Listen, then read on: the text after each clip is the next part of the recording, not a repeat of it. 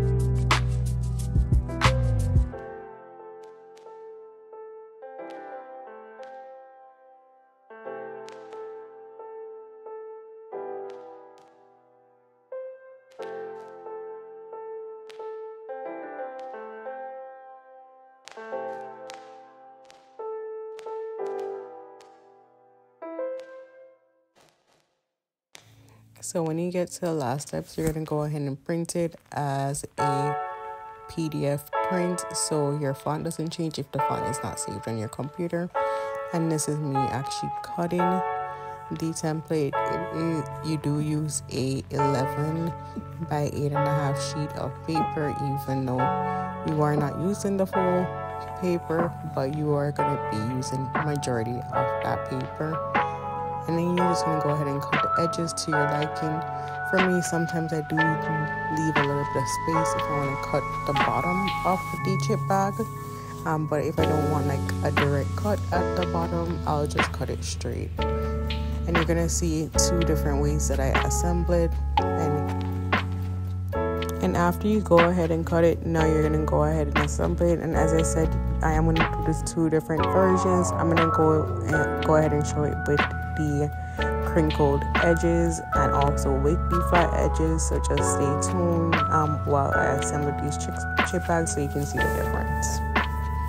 And again, if you see anything that you like, the templates are available, and you can actually get your free Canva subscription. Everything is linked in my description below, so you can definitely go ahead and hit that up while I'm getting this chip bag assembled for you. Definitely go ahead and like and subscribe to my channel so you can see when I do post content. I do try to post content on a regular basis. I can't really keep up with the times, but I try to do it as much as possible. So yeah, so just stay tuned until then.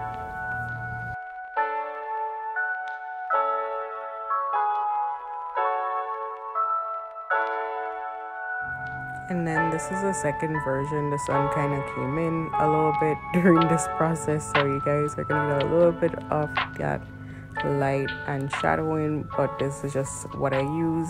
I do use my crimper. I use my pinking shears for this one, and of course my handy dandy glue gun I use for everything. As you can see in a previous video, I used it. So, and those are also linked in my description below as well. So you guys can go ahead and get that. And the paper that I did go ahead and use for this is a 30-pound Koala glossy photo paper. I forgot to mention that at the beginning of the video, but it's also linked in the description below, and you can go on Koala and get a 12% off by using code word ChacinFyre. So this is me just crimping the edges.